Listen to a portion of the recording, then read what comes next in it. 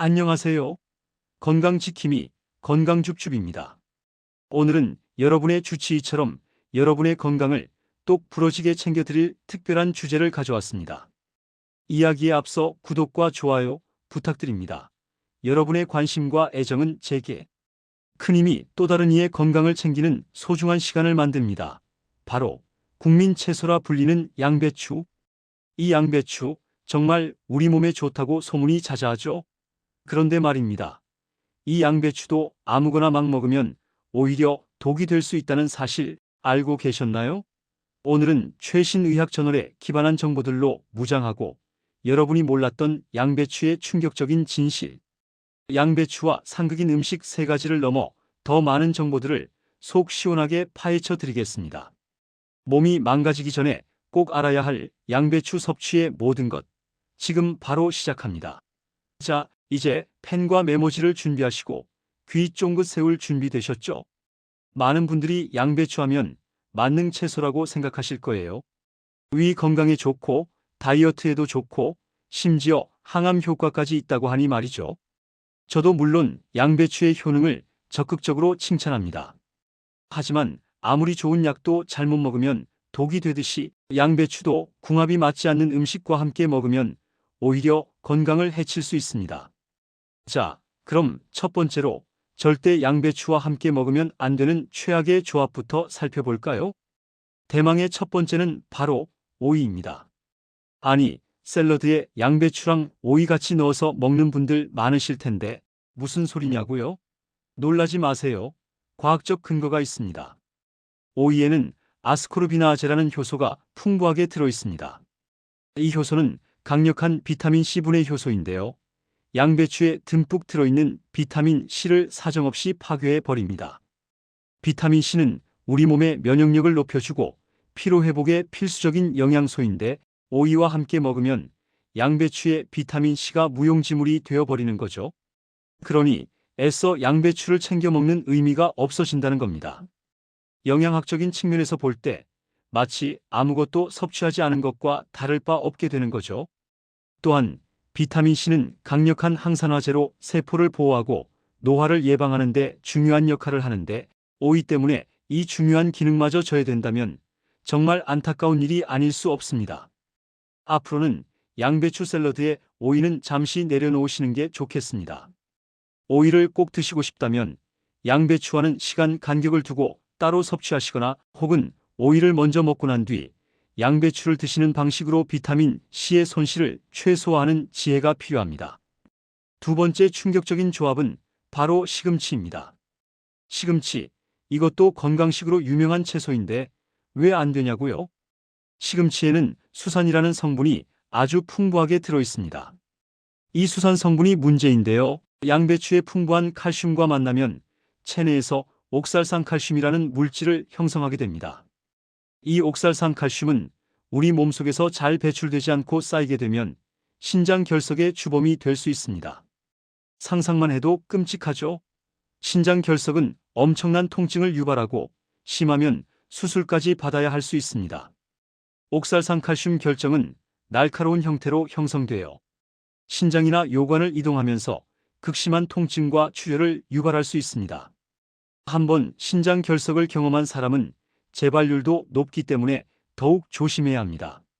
그러니 신장 건강을 생각하신다면 시금치와 양배추는 따로 드시는 것이 현명합니다. 물론 어쩌다 한두 번 같이 먹는다고 당장 큰 문제가 생기는 건 아니겠지만 장기적으로 습관이 되면 위험할 수 있다는 점 꼭 기억해 주세요. 특히 평소 신장 기능이 약하시거나 결석으로 고생했던 경험이 있으신 분들은 이 조합을 철저히 피하시는 것이 바람직합니다.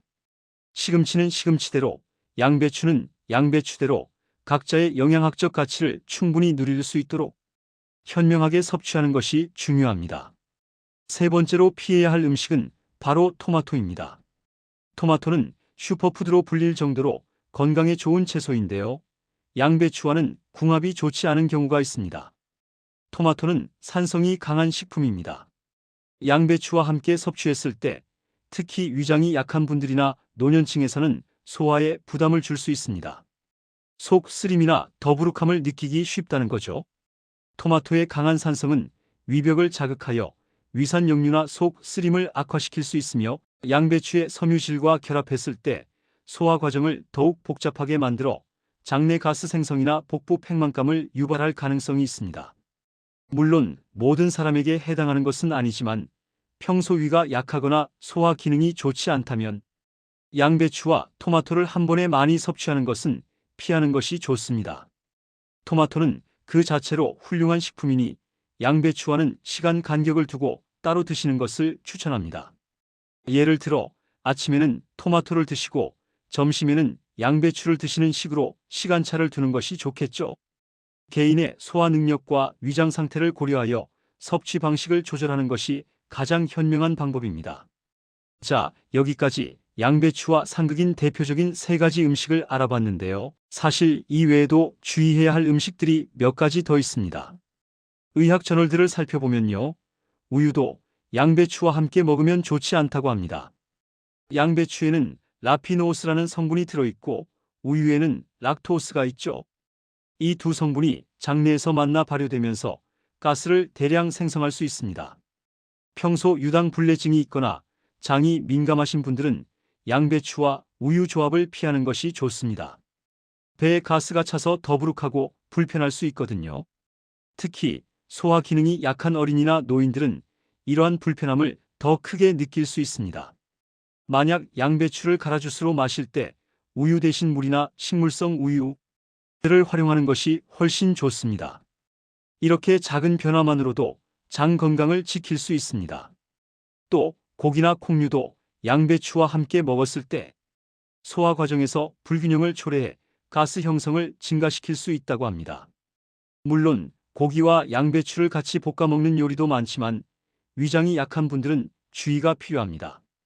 특히 붉은 육류와 양배추를 함께 과도하게 섭취할 경우 소화 효소의 불균형으로 인해 장내 미생물 불균형이 초래될 수도 있습니다.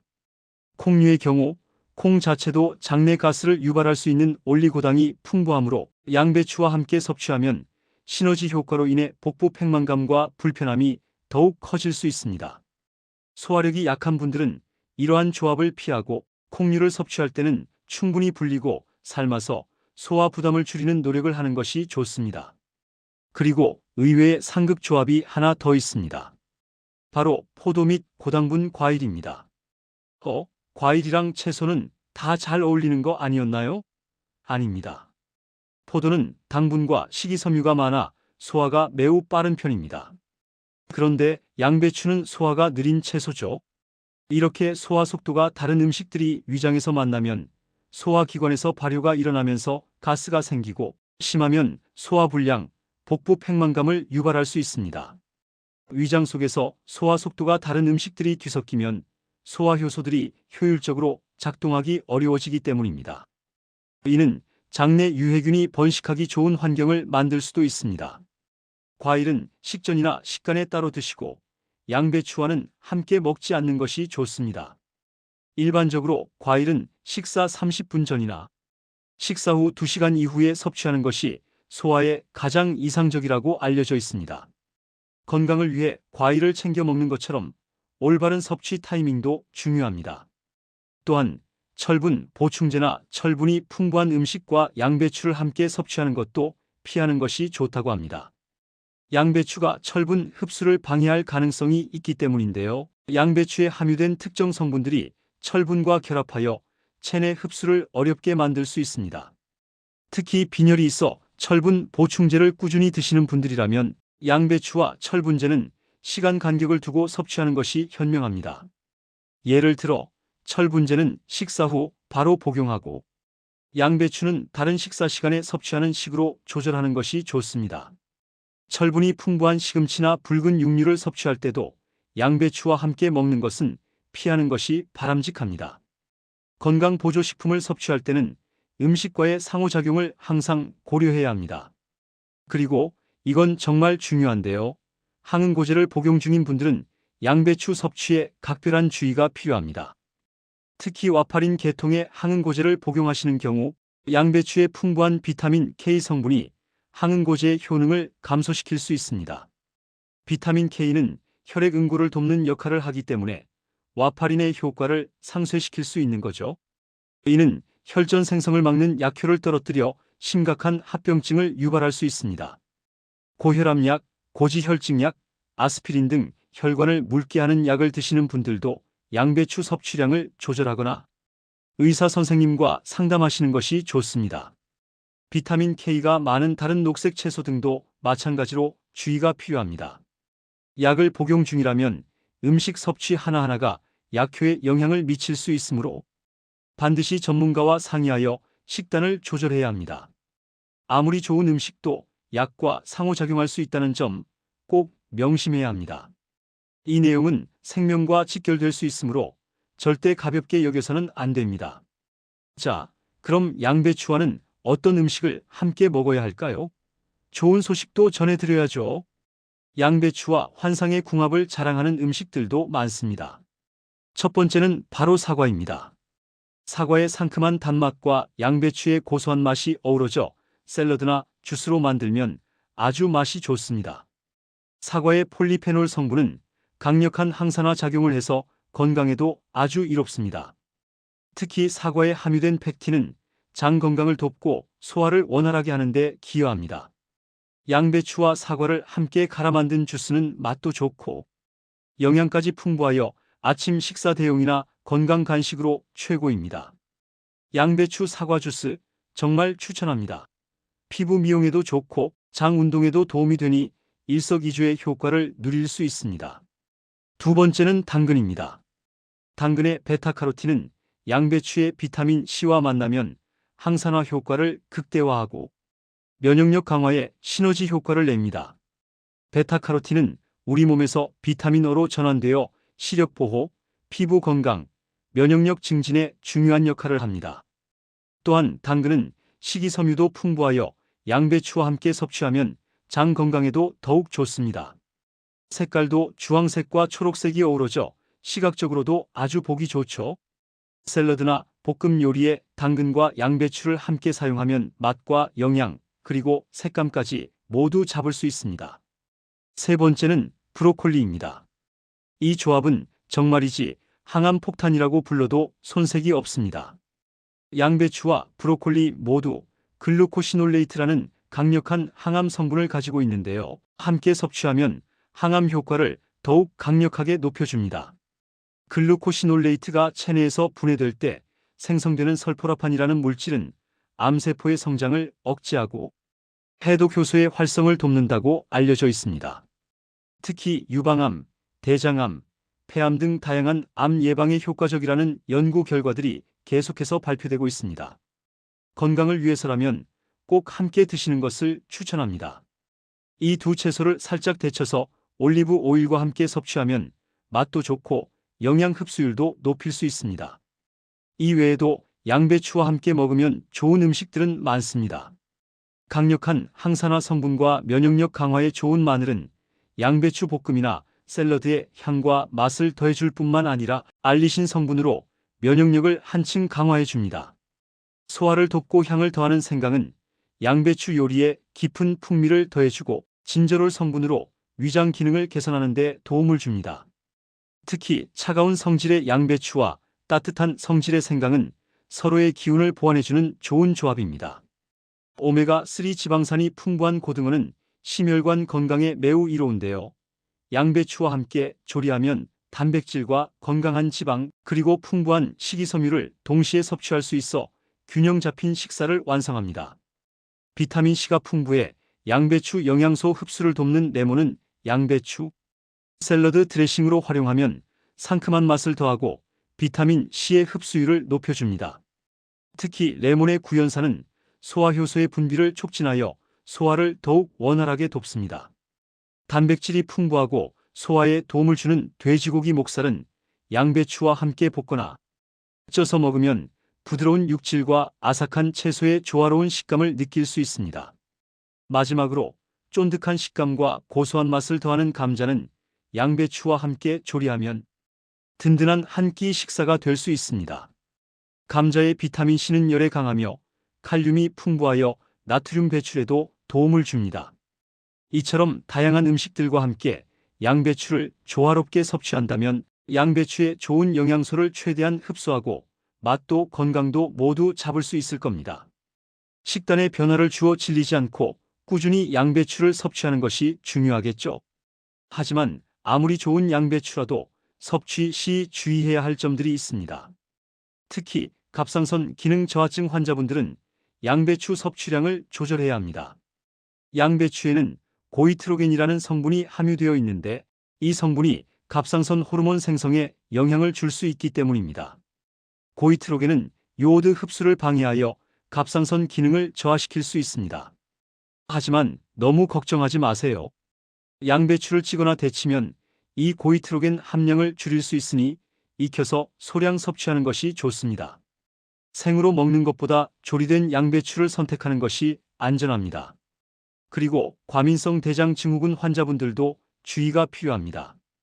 양배추는 섬유질이 풍부해서 과민성 대장 증후군 환자에게는 가스를 유발하고 복통을 악화시킬 수 있습니다. 특히 포드맵 식품에 민감한 분들에게 양배추의 올리고당 성분이 불편함을 초래할 수 있습니다. 이 경우에도 소량만 섭취하거나 익혀서 드시는 것을 추천합니다. 잘게 썰어서 부드럽게 익히는 것도 좋은 방법입니다. 또한 위염이나 식도염이 심한 분들은 생양배추 섭취를 조심해야 합니다. 생양배추의 거친 섬유질이 오히려 상처 부위를 자극할 수 있기 때문이죠. 위벽이 손상된 상태에서 거친 섬유질을 섭취하면 통증을 유발하거나 염증을 악화시킬 수 있습니다. 이런 분들은 부드럽게 익힌 양배추를 소량만 드시는 것이 좋습니다. 양배추즙을 드신다면 섬유질을 걸러낸 형태로 섭취하는 것도 한 방법입니다. 그리고 아무리 좋아도 과다 섭취는 금물입니다. 양배추를 너무 많이 먹으면 섬유소 과다로 인해 복통, 설사, 복부 팽만 같은 증상이 나타날 수 있습니다. 권장 섭취량을 지키고 자신의 몸 상태에 맞춰 적절한 양을 꾸준히 섭취하는 것이 중요합니다. 갑자기 많은 양을 섭취하기보다는 점진적으로 늘려가는 것이 좋습니다. 신장 질환이 있는 분들도 양배추 섭취에 주의하셔야 합니다. 양배추에는 칼슘이 풍부한데 신장 질환자가 과다 섭취할 경우 앞서 말씀드린 옥살산 칼슘이 체내에 쌓여 신장 결석을 유발할 수 있습니다. 신장 기능이 저하된 분들은 칼륨과 인의 섭취도 제한해야 할 수 있으므로 의료진과 상담하여 자신에게 맞는 식단 계획을 세우는 것이 필수적입니다. 마지막으로 드물지만 양배추에 대한 알레르기 반응이 나타날 수도 있습니다. 양배추 섭취 후 두드러기, 가려움증, 구토, 설사 같은 증상이 나타난다면 즉시 섭취를 중단하고 전문가와 상담해야 합니다. 특히 십자화과 채소 알레르기가 있는 분들은 교차 반응을 일으킬 수 있으니 주의해야 합니다. 양배추를 가장 건강하게 먹는 방법은 무엇일까요? 개인적으로는 공복 섭취를 추천합니다. 공복에 양배추를 섭취하면 위를 보호하는 데 더욱 효과적입니다. 양배추 속 비타민 U와 K는 위점막을 보호하고 재생을 돕는다고 알려져 있습니다. 위 건강이 걱정되시는 분들은 매일 아침 공복에 양배추즙이나 부드럽게 익힌 양배추를 드셔보세요. 위염이나 위궤양 예방 및 개선에 큰 도움이 될 수 있습니다. 그리고 생으로 먹을 것이냐, 익혀서 먹을 것이냐도 궁금하실 텐데요. 위 건강이 최우선이라면 생으로 섭취하는 것이 좋고, 물론 위염이 심할 때는 익힌 것을 추천, 갑상선 건강이나 소화 부담을 줄이고 싶다면 익혀서 먹는 것이 좋습니다. 익히면 섬유질이 부드러워져 소화가 더 쉽고 고이트로겐 성분도 줄어들기 때문입니다. 물론 샐러드, 스무디, 볶음, 쌈 등 다양한 조리법을 활용해서 질리지 않게 꾸준히 섭취하는 것이 가장 중요하겠죠? 양배추는 다양한 요리에 활용할 수 있는 팔방미인 채소입니다. 피클로 만들어 먹거나 김치처럼 담가 먹는 것도 좋은 방법입니다. 신선한 양배추를 고르는 팁을 드리자면 겉잎이 푸르고 단단하며 무게감이 있는 것이 좋습니다. 속이 꽉 차고 흰색 부분이 많은 것이 신선하고 아삭한 양배추입니다. 보관할 때는 비닐랩으로 싸서 냉장 보관하면 더욱 오래 신선함을 유지할 수 있습니다. 오늘 제가 준비한 양배추에 대한 이야기는 여기까지입니다. 양배추는 우리 몸에 정말 좋은 채소이지만 어떻게 먹느냐에 따라 그 효과가 달라질 수 있다는 점을 꼭 기억해 주셨으면 합니다. 오늘 알려드린 내용을 바탕으로 여러분의 식탁이 더욱 건강해지기를 바라면서 저는 다음 시간에도 유익하고 재미있는 건강 정보로 다시 찾아뵙겠습니다. 지금까지 건강지킴이 건강줍줍이었습니다. 여러분 건강하세요. 감사합니다.